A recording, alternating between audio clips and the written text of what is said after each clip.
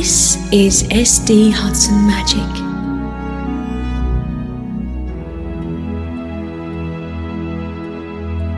I'm delighted to be able to read for you Anne of Green Gables. This I consider to be my favourite story of all time. And even though I am English and not Canadian, I hope I will do this story justice.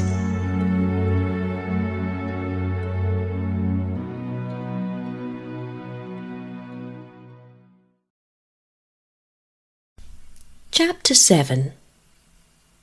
Anne says her prayers. When Marilla took Anne up to bed that night, she said stiffly, "Now, Anne, I noticed last night you threw your clothes all about the floor when you took them off. That is a very untidy habit, and I can't allow it at all.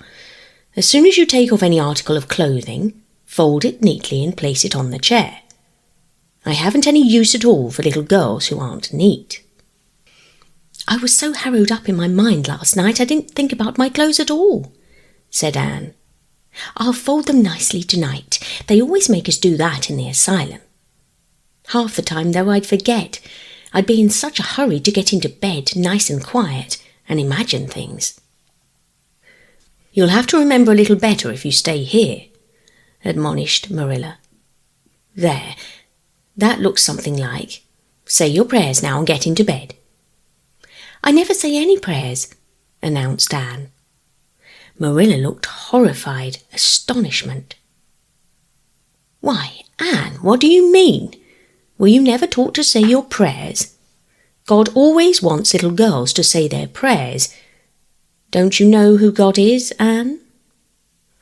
"God is a spirit, infinite, eternal, and unchangeable. In his being, wisdom, power, holiness, justice, goodness, and truth," responded Anne promptly and glibly. Marilla looked rather relieved. "So you do know something then, thank goodness. You're not quite a heathen. Where did you learn that?" "Oh, at the Asylum Sunday School. They made us learn the whole catechism. I liked it pretty well. There's something splendid about some of the words. Infinite, eternal, and unchangeable. Isn't that grand? It has such a roll to it, just like a big organ playing. You couldn't quite call it poetry, I suppose, but it sounds a lot like it, doesn't it?" "We're not talking about poetry, Anne. We are talking about saying your prayers. Don't you know it's a terrible, wicked thing not to say your prayers every night? I'm afraid you are a very bad little girl." "You'd find it easier to be bad than good if you had red hair," said Anne reproachfully. "People who haven't red hair don't know what trouble is. Mrs. Thomas told me that God made my hair red on purpose, and I've never cared about him since. And anyhow, I'd always be too tired at night to bother saying prayers. People who have to look after twins can't be expected to say their prayers. Now, do you honestly think they can?" Marilla decided that Anne's religious training must begin at once. Plainly, there was no time to be lost. "You must say your prayers while you're under my roof, Anne." "Why, of course, if you want me to," assented Anne cheerfully. "I'll do anything to oblige you, but you'll have to tell me what to say for this once. After I get into bed, I'll imagine out a really nice prayer to say always. I believe that it would be quite interesting now that I come to think of it." "You must kneel down," said Marilla, in embarrassment. Anne knelt at Marilla's knee and looked up gravely. "Why must people kneel down to pray?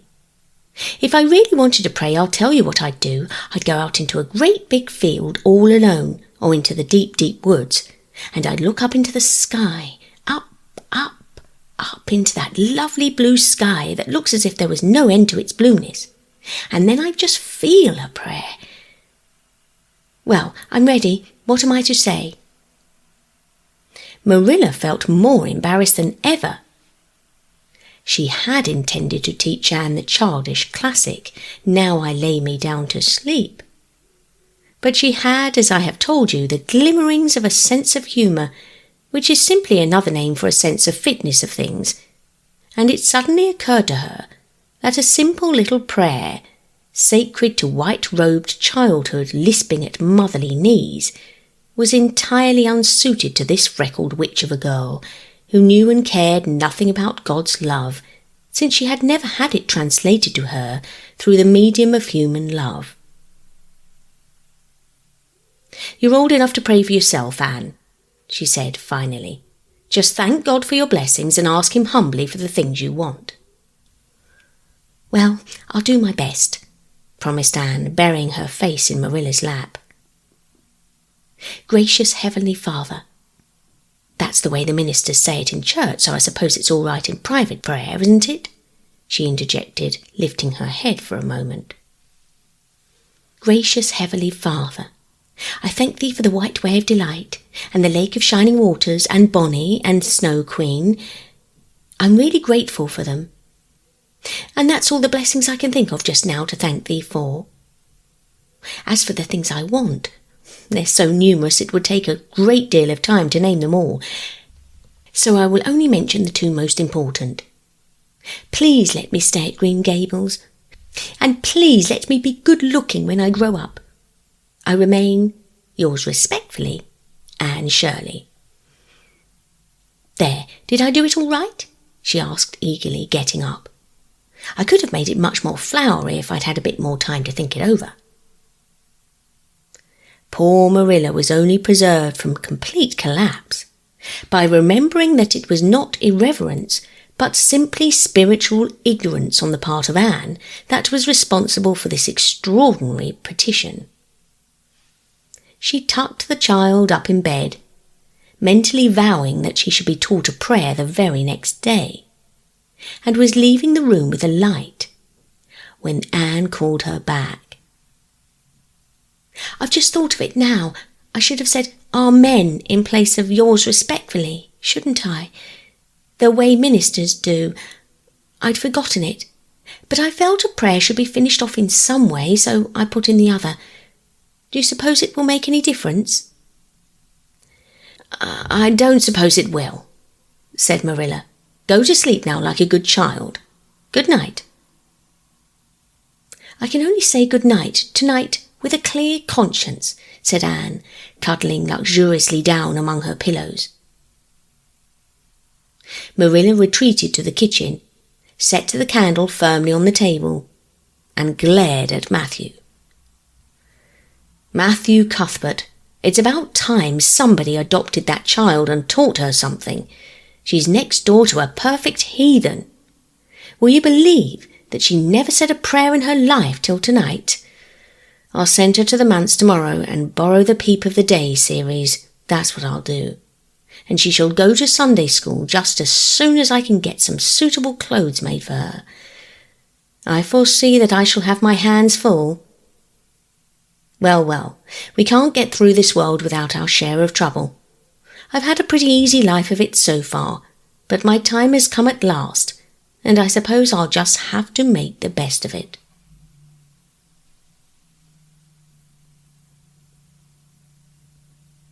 Chapter 8. Anne's bringing up is begun. For reasons best known to herself, Marilla did not tell Anne that she was to stay at Green Gables until the next afternoon. During the forenoon she kept the child busy with various tasks and watched over her with a keen eye while she did them. By noon she had concluded that Anne was smart and obedient, willing to work and quick to learn. Her most serious shortcoming seemed to be a tendency to fall into daydreams in the middle of a task and forget all about it until such a time as she was sharply recalled to earth by a reprimand or a catastrophe. When Anne had finished washing the dinner dishes, she suddenly confronted Marilla with the air and expression of one desperately determined to learn the worst. Her thin little body trembled from head to foot. Her face flushed and her eyes dilated until they were almost black. She clasped her hands tightly and said in an imploring voice, "Oh, please, Miss Cuthbert, won't you tell me if you're going to send me away or not? I've tried to be patient all the morning, but I really feel I cannot bear not knowing any longer. It's a dreadful feeling. Please tell me." "You haven't scalded the dishcloth in clean hot water as I told you to," said Marilla immovably. "Just go and do it before you ask any more questions, Anne." Anne went and attended to the dishcloth. Then she returned to Marilla and fastened imploring eyes of the latter's face. "Well," said Marilla, unable to find any excuse for deferring her explanation longer, "I suppose I might as well tell you. Matthew and I have decided to keep you. That is, if you would try to be a good little girl and show yourself grateful." "Why, child, whatever is the matter?" "I'm crying," said Anne in a tone of bewilderment. "I can't think why. I'm as glad can be. Oh, glad doesn't seem the right word at all. I was glad about the white way and the cherry blossoms. But this, oh, it's something more than glad. I'm so happy. I'll try to be so good. It will be uphill work, I expect, for Mrs. Thomas often told me I was desperately wicked. However, I'll do my very best. But can you tell me why I'm crying?" "I suppose it's because you're all excited and worked up," said Marilla disapprovingly. "Sit down on that chair and try to calm yourself. I'm afraid you both cry and laugh far too easily. Yes, you can stay here and we will try to do right by you. You must go to school, but it's only a fortnight till vacation, so it isn't worthwhile for you to start before it opens again in September." "What am I to call you?" asked Anne. "Shall I always say Miss Cuthbert, or shall I call you Aunt Marilla?" "No, you'll just call me plain Marilla. I'm not used to being called Miss Cuthbert, and it would make me nervous." "It sounds awfully disrespectful to just say Marilla," protested Anne. "I guess there'll be nothing too disrespectful in it, if you're careful to speak respectfully. Everybody, young and old in Avonlea, calls me Marilla, except the minister. He says Miss Cuthbert when he thinks of it." "I'd love to call you Aunt Marilla," said Anne wistfully. "I've never had an aunt or any relation at all, not even a grandmother. It would make me feel as if I really belonged to you. Can't I call you Aunt Marilla?" "No, I'm not your aunt, and I don't believe in calling people names that don't belong to them." "But we could imagine you were my aunt." "I couldn't," said Marilla grimly. "Do you ever imagine things different from what they really are?" asked Anne, wide-eyed. "No." "Oh." Anne drew a long breath. "Oh, Miss Marilla, how much you miss." "I don't believe in imagining things different from what they really are," retorted Marilla. "When the Lord puts us in certain circumstances, he doesn't mean for us to imagine them away. And that reminds me, going to the sitting room, Anne, be sure your feet are clean and don't let any flies in, and bring me out the illustrated card that's on the mantelpiece. The Lord's Prayer is on it, and you'll devote your spare time this afternoon to learning it off by heart. There'll be no more of such praying as I heard last night." "I suppose I was very awkward," said Anne apologetically. "But then, you see, I'd never had any practice. You couldn't really expect a person to pray very well the first time she tried, could you? I thought out a splendid prayer after I went to bed, just as I promised you I would. It was nearly as long as a minister's and so poetical. But would you believe it? I couldn't remember one word when I woke up this morning, and I'm afraid I'll never be able to think out another one as good. Somehow things never are so good when they're thought out a second time. Have you ever noticed that? Here is something for you to notice, Anne. When I tell you to do a thing, I want you to obey me at once, and not stand stock still and discourse about it. Just you go and do as I bid you." Anne promptly departed for the sitting room across the hall. She failed to return. After waiting 10 minutes, Marilla laid down her knitting and marched after her with a grim expression. She found Anne standing motionless before a picture hanging on the wall between the two windows, with her eyes a-star with dreams. The white and green light, strained through apple trees and clustering vines outside, fell over the rapt little figure with a half-unearthly radiance.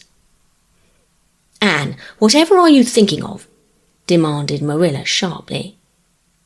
Anne came back to earth with a start. "That," she said, pointing to the picture. A rather vivid chromo entitled "Christ Blessing Little Children." "And I was just imagining I was one of them, that I was the little girl in the blue dress, standing off by herself in the corner as if she didn't belong to anybody, like me. She looks lonely and sad, don't you think? I guess she hadn't had any father or mother of her own. But she wanted to be blessed too, so she just crept shyly up to the outside of the crowd, hoping nobody would notice her, except him. I'm sure I know just how she felt. Her heart must have beat, and her hands must have got cold like mine did when I asked you if I could stay. She was afraid he mightn't notice her, but it's likely he did, don't you think? I've been trying to imagine it all out. Her edging a little nearer to him all the time until she was quite close to him, and then he would look at her and put his hand on her hair, and oh, such a thrill of joy as would run over her. But I wish the artist hadn't painted him so sorrowful looking. All his pictures are like that, if you've noticed. But I don't believe he could really have looked so sad, or the children would have been afraid of him." "Anne," said Marilla, wondering why she had not broken into this speech long before, "you shouldn't talk in that way. It's irreverent, positively irreverent." Anne's eyes marvelled. "Well, I feel just as irreverent as I could be. I'm sure I didn't mean to be irreverent." "Well, I don't suppose you did, but it doesn't sound right to talk so familiarly about such things. And another thing, Anne, when I send you after something, you're to bring it at once and not fall into mooning and imagining before pictures. Remember that. Take that card and come right to the kitchen. Now sit down in the corner and learn that prayer off by heart." Anne set the card up against the jug full of apple blossoms she'd brought in to decorate the dinner table. Marilla had eyed that decoration askance, but had said nothing, propped her chin on her hands, and fell to studying it intently for several silent minutes. "I like this," she announced at length. "It's beautiful. I've heard it before. I heard this superintendent of the asylum Sunday school say it over once, but I didn't like it then. He had such a cracked voice, and he prayed it so mournfully. I really felt sure he thought praying was a disagreeable duty. This isn't poetry, but it makes me feel just the same way poetry does. Our Father, who art in heaven, hallowed be thy name. That is just like a line of music. Oh, I'm so glad you thought of making me learn this, Miss Marilla." "Well, learn it and hold your tongue," said Marilla shortly. Anne tipped the vase of apple blossoms near enough to bestow a soft kiss on a pink-cupped bud, and then studied diligently for some moments longer. "Marilla," she demanded presently, "do you think I shall ever have a bosom friend in Avonlea?" A what kind of friend?" "A bosom friend. An intimate friend, you know, a really kindred spirit to whom I can confide my innermost soul. I've dreamed of meeting her all my life. I never really supposed I would, but so many of my loveliest dreams have come true all at once, that perhaps this one will too. Do you think it's possible?" "Diana Barry lives over at Orchard Slope, and she's about your age. She's a very nice little girl, and perhaps she will be a playmate for you when she comes over. She's visiting her aunt in Carmody just now. You'll have to be careful how you behave yourself, though. Mrs. Barry is a very particular woman. She won't let Diana play with any little girl who isn't nice and good." Anne looked at Marilla through the apple blossoms, her eyes aglow with interest. "What is Diana like? Her hair isn't red, is it? Oh, I hope not. It's bad enough to have red hair myself, but I positively couldn't endure it in a bosom friend." "Diana is a very pretty little girl. She has black eyes and hair and rosy cheeks, and she is good and smart, which is better than being pretty." Marilla was as fond of morals as the Duchess in Wonderland, and was firmly convinced that one should be tacked on to every remark made to a child who is being brought up. But Anne waved the moral inconsequently aside and seized only on the delightful possibilities before it. "Oh, I'm so glad she's pretty. Next to being beautiful oneself, and that's impossible in my case, it would be best to have a beautiful bosom friend. When I lived with Mrs. Thomas, she had a bookcase in her sitting room with glass doors. There weren't any books in it.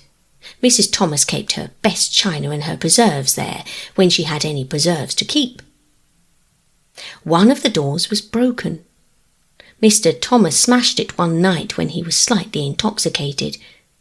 But the other was whole, and I used to pretend that my reflection in it was another little girl who lived in it.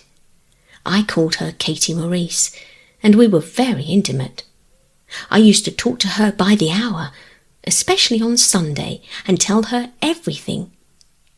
Katie was the comfort and consolation of my life. We used to pretend the bookcase was enchanted, and that if only I knew the spell, I could open the door and step right into the room where Katie Maurice lived, instead of into Mrs. Thomas's shelves of preserves and china.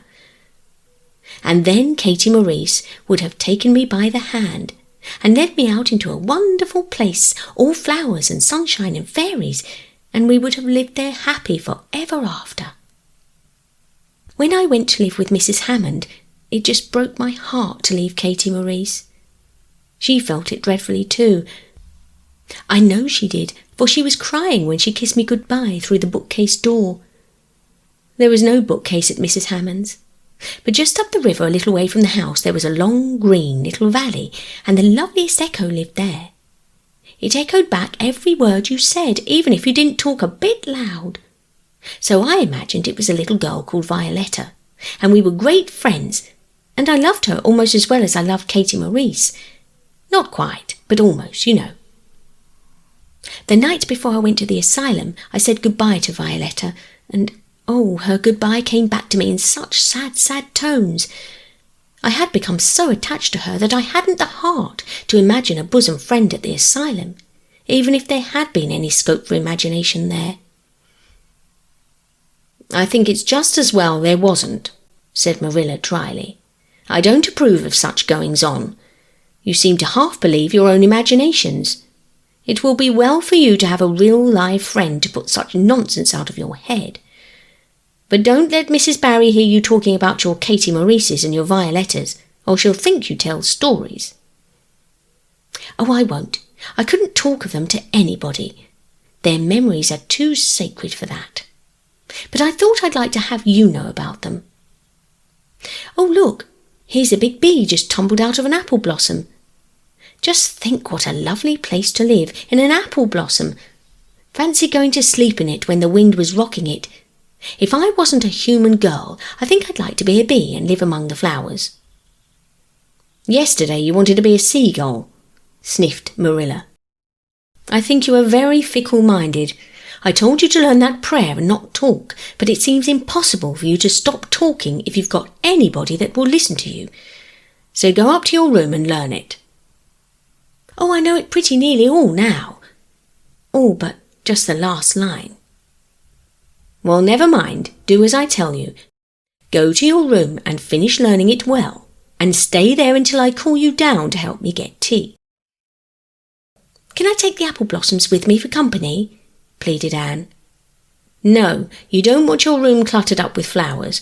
You should have left them on the tree in the first place." "I did feel a little that way too," said Anne.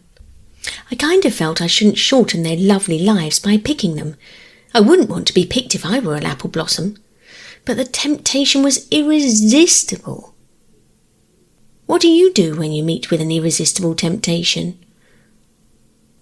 Anne, did you hear me tell you to go to your room? Anne sighed, retreated to the east gable, and sat down in a chair by the window. There, I know this prayer. I learned that last sentence coming upstairs. So now I'm going to imagine things into this room so that they always stay imagined. The floor is covered with a white velvet carpet with pink roses all over it, and there are pink silk curtains at the windows. The walls are hung with gold and silver brocade tapestry. The furniture is mahogany. I never saw any mahogany, but it does sound so luxurious. This is a couch all heaped with gorgeous silken cushions, pink and blue and crimson and gold, and I am reclining gracefully on it. I can see my reflection in that splendid big mirror hanging on the wall.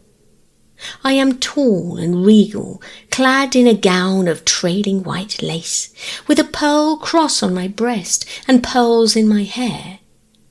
My hair is of midnight darkness, and my skin is a clear ivory pallor. My name is the Lady Cordelia Fitzgerald. No, it isn't. I can't make that seem real. She danced up to the little looking-glass and peered into it. Her pointed freckled face and solemn grey eyes peered back at her.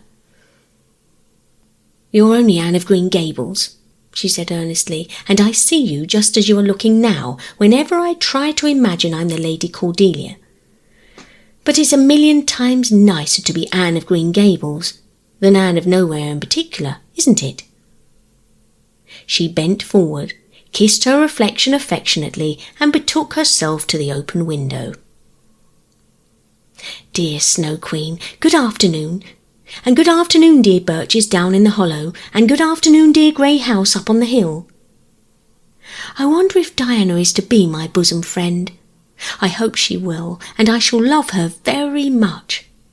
But I must never quite forget Katie Maurice and Violetta.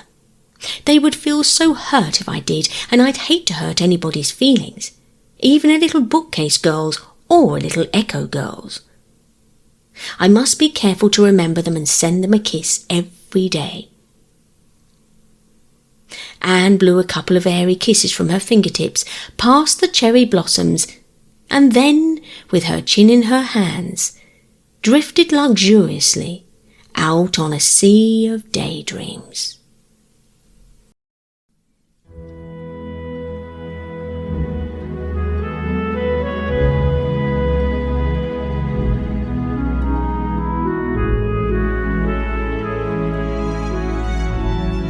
I hope you enjoyed this chapter. If you did, please consider following me to hear more.